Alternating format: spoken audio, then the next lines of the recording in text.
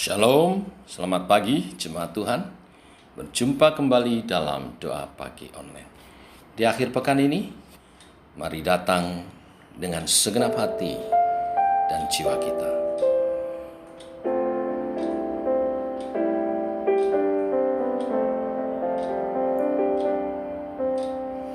Oh, dengan segenap hati dan jiwaku, ku datang padamu dalam kerinduan. Kasih-Mu yang sanggup mengubahku dan menguatkanku dalam pengharapan. Yesus, Engkaulah permata hatiku.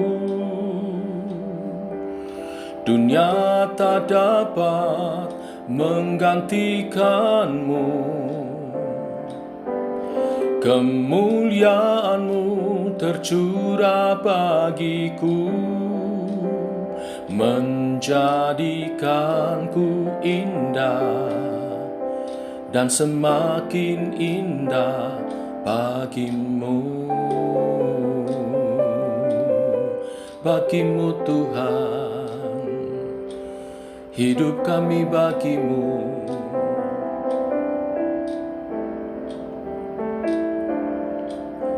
Dengan segenap hati dan jiwaku, ku datang padamu dalam kerinduan. Kasih-Mu yang sanggup mengubahku dan menguatkanku dalam pengharapan. Oh, Yesus, Engkaulah permata hatiku. Dunia tak dapat menggantikan-Mu. Kemuliaan-Mu tercurah bagiku, menjadikanku indah dan semakin indah bagimu.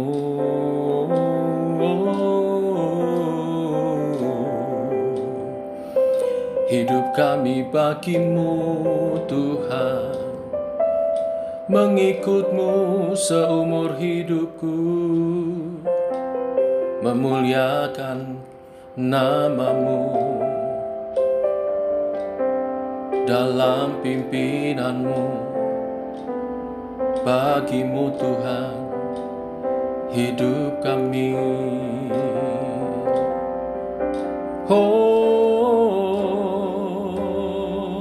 Yesus, Engkaulah permata hatiku. Dunia tak dapat menggantikan-Mu. Kemuliaan-Mu tercurah bagiku, menjadikanku indah dan semakin indah bagimu. Oh, Yesus, Engkaulah permata hatiku. Dunia tak dapat menggantikan-Mu. Kemuliaan-Mu tercurah bagiku, menjadikanku indah dan semakin indah bagimu. Menjadikanku indah dan semakin indah bagimu. Jadikanku indah dan semakin indah bagimu.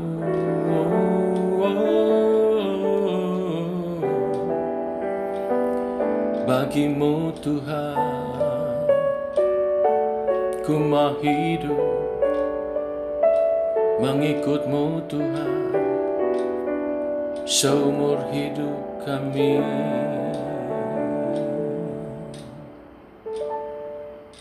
Inilah kerinduan kami. Kami nyatakan melalui pujian ini Tuhan. Bimbing kami oleh kebenaran firman, untuk kami hidup mengikuti Engkau dengan setia, seturut kehendak-Mu, seperti yang Kau ingini. Bimbing kami Tuhan. Dalam nama Tuhan Yesus kami berdoa. Amin. Matius pasal 8 ayat 18 sampai 22. Judul perikop, hal mengikut Yesus. Beberapa hari ke depan, saya akan banyak berbicara tentang hal mengikut Yesus. Demikian firman Tuhan. Ketika Yesus melihat orang banyak mengelilinginya, ia menyuruh bertolak ke seberang. Lalu datanglah seorang ahli Taurat dan berkata kepadanya, "Guru, aku akan mengikut engkau kemana saja engkau pergi." Yesus berkata kepadanya, "Serigala mempunyai liang dan burung mempunyai sarang, tetapi anak manusia tidak mempunyai tempat untuk meletakkan kepalanya." Seorang lain, yaitu salah seorang muridnya, berkata kepadanya, "Tuhan, izinkanlah aku pergi dahulu menguburkan ayahku." Tetapi Yesus berkata kepadanya, "Ikutlah aku, dan biarlah orang-orang mati menguburkan orang-orang mati mereka." Amin. Bapak Ibu Saudara, dalam Matius pasal 8 ayat 18-22 ini diceritakan di sana ada dua orang yang hendak mengikut Yesus. Ini mewakili kebanyakan orang, dan Tuhan Yesus ingin mengajar kepada kita melalui kisah kedua orang ini tentang hal mengikut Yesus. Yang pertama, orang ini adalah seorang ahli Taurat. Ia mau mengikut Yesus. Ini kelihatan dari kata-katanya yang menunjukkan bahwa ia adalah seorang yang rohani. Dia menyebut Yesus, "Guru, aku mau mengikut engkau kemana saja engkau pergi." Ya, sebutan bagi seorang yang terpelajar kepada gurunya. Tetapi dari jawaban Yesus di ayat 20, bisa disimpulkan bahwa orang ini ingin mengikut Yesus karena ia mengira bahwa mengikut Yesus itu bakal luar biasa, spektakuler, enak ya, melakukan segala banyak macam mujizat. Ya, di beberapa hari sebelumnya banyak orang datang sakit disembuhkan. Yesus membuat banyak mujizat. Jawab Yesus kepada orang yang pertama ini, Yesus menunjukkan bahwa dia tidak punya tempat tinggal, ia ditolak di mana-mana. Yesus ingin mengingatkan kepada orang ini dan juga kepada setiap kita bahwa mengikut Yesus ada juga harus menyangkal diri, memikul salib, siap menderita demi Tuhan, dan sebagainya. Yesus tidak melakukan propaganda bahwa ikut dia itu enak, tidak ada masalah. Ia langsung memberitahu bahwa ikut dia itu erat hubungannya dengan membayar harga. Saudara bisa cek beberapa ayat yang saya sebut, yaitu Matius 10 ayat 16, Markus 13 ayat 12-13, Yohanes 15 ayat 19-20, Yohanes 16 ayat 33, Filipi 1 ayat 29, 2 Timotius 3 ayat 12. Semua hal yang menunjukkan bahwa mengikut Yesus itu ada harga yang harus dibayar. Kemudian orang yang kedua di ayat 21-22 yang ingin mengikut Yesus tapi minta diizinkan untuk pergi dahulu menguburkan ayahnya. Dan Yesus menjawab, "Ikutlah aku dan biarkanlah orang-orang mati menguburkan orang-orang mati mereka." Kita mesti berhati-hati menafsirkan ayat ini. Yesus tidak mungkin melarang seseorang untuk menguburkan ayahnya yang telah mati. Yang terjadi adalah dalam tradisi Yahudi adalah kewajiban seorang anak harus menguburkan ayahnya. Jadi biasanya anak itu tidak mau pergi jauh-jauh, dia tunggu ayahnya yang di usia lanjut atau sedang sakit-sakitan itu sampai matinya. Dan kemudian ia menguburkannya. Jadi yang diminta orang kedua ini adalah penundaan untuk ikut Yesus. Sampai ayahnya nanti mati, menguburkannya, baru dia mau ikut Yesus. Apa yang ingin dilakukan oleh orang itu, menguburkan ayahnya, adalah sesuatu yang baik. Tetapi ia mengutamakan hal itu lebih dari ikut Yesus. Ini yang tidak bisa. Penundaan yang ingin ia lakukan menunjukkan bahwa ia tidak mempunyai kesadaran bahwa ikut Yesus, melayani Tuhan, adalah sesuatu yang sangat mendesak dan tidak boleh ditunda. Tetapi banyak orang Kristen seperti itu, bukan? Mereka menunda untuk belajar firman Tuhan, untuk melayani Tuhan, dan sebagainya, dengan pikiran lain kali toh masih bisa. Apakah saudara juga berpikir seperti itu? Ini tidak berkenan di hadapan Tuhan. Ayat 22, dialah orang yang mati menguburkan orang yang mati. Orang yang mati rohani bisa menguburkan ayahmu, tetapi kamu harus ikut aku dan mengabarkan Injil. Ini saya bahasakan dengan bahasa saya. Ada tugas-tugas yang bisa dilakukan oleh orang lain yang tidak Kristen sekalipun. Tetapi ada tugas-tugas yang hanya bisa dilakukan oleh orang Kristen, orang percaya yang sungguh-sungguh. Misalnya memberitakan Injil. Ini harus diprioritaskan. Ada aktivitas-aktivitas kita yang sebetulnya bisa digantikan orang lain yang bukan Kristen sekalipun. Tetapi ada aktivitas-aktivitas kita yang bernilai rohani yang tidak bisa digantikan. Misalnya pelayanan di gereja. Pelayanan di gereja tidak bisa digantikan oleh orang yang belum percaya. Selain daripada itu, dalam pelayanan pun ada hal-hal yang bisa dilakukan oleh banyak orang, misalnya jadi bendahara, jadi penulis, ya, dan sebagainya. Tetapi ada hal-hal yang hanya bisa dilakukan oleh orang sedikit atau orang-orang tertentu. Misalnya memimpin pujian, worship leader, memainkan musik, organis, dan sebagainya. Ada hal yang bisa dilakukan oleh sangat sedikit orang lagi, misalnya berkhotbah, mengajar.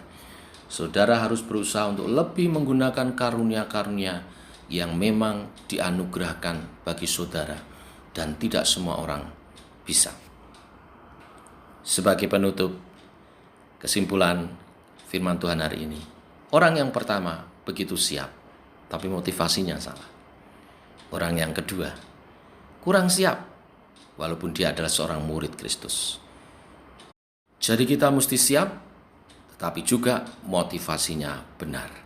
Tuhan memberkati. Mari kita berdoa. Bapa, kami mengucap syukur buat hari yang baru. Di penghujur akhir pekan ini, kami bawa dalam doa persiapan-persiapan ibadah daripada gereja Tuhan. Hamba-hambamu yang akan melayani firman Tuhan, Tuhan urapi di gereja kami masing-masing. Secara khusus, Pendeta Didi Wahyudi yang akan melayani di ibadah pagi gereja Isa Al-Masih Purworejo, dan Ibu Pendeta Tasina yang akan melayani firman Tuhan di ibadah sore. Tuhan mengurapi persiapannya. Pakai lidah, mulut, bibir hamba-hambamu ini menyampaikan kebenaran firman-Mu yang adalah isi hatimu, untuk menjadi suluh dan terang bagi jalan umat Tuhan menapaki hari-hari dalam kehendak dan rencana-Mu. Pengurapan-Mu menyatakan kuasa dan kasih-Mu saat firman disampaikan, mengubahkan kehidupan umat-Mu yang sakit peroleh kesembuhan. Ada kekuatan baru, ada pertolongan, ada pemulihan, dan ada jalan keluar bagi setiap pergumulan umat Tuhan. Tuhan berkarya melalui firman yang disampaikan oleh hamba-hambamu. Urapi juga para worship leader yang mempersiapkan pelayanannya, baik pagi sore, tim musik, dan juga tim multimedia, dan juga tim kebersihan yang mempersiapkan tempat ibadah, mensterilkan untuk dipakai beribadah sesuai dengan protokol kesehatan. Beri cuaca yang baik Tuhan, supaya umat Tuhan dapat berkumpul. Beri suasana yang aman di kota kami, supaya seluruh gereja-gereja yang ada dapat menjalankan ibadahnya dengan baik. Dan persiapkan jemaat-Mu Tuhan dalam kesehatan yang daripada Tuhan, datang beribadah, menyatakan iman percayanya dengan mempersiapkan diri sebaik-baiknya. Sesuai protokol kesehatan yang dianjurkan pemerintah, kami datang mempersiapkan diri dalam kedisiplinan, dalam tata aturan yang baru sesuai dengan protokol kesehatan. Tuhan memberkati setiap pelayanmu, setiap anak-anakmu yang akan beribadah esok hari Minggu. Demikian doa-doa kami naikkan di dalam nama Tuhan Yesus Kristus. Amin. Demikian doa pagi kita, saudara. Sampai berjumpa esok dalam ibadah pagi dan sore. Tuhan memberkati. Shalom.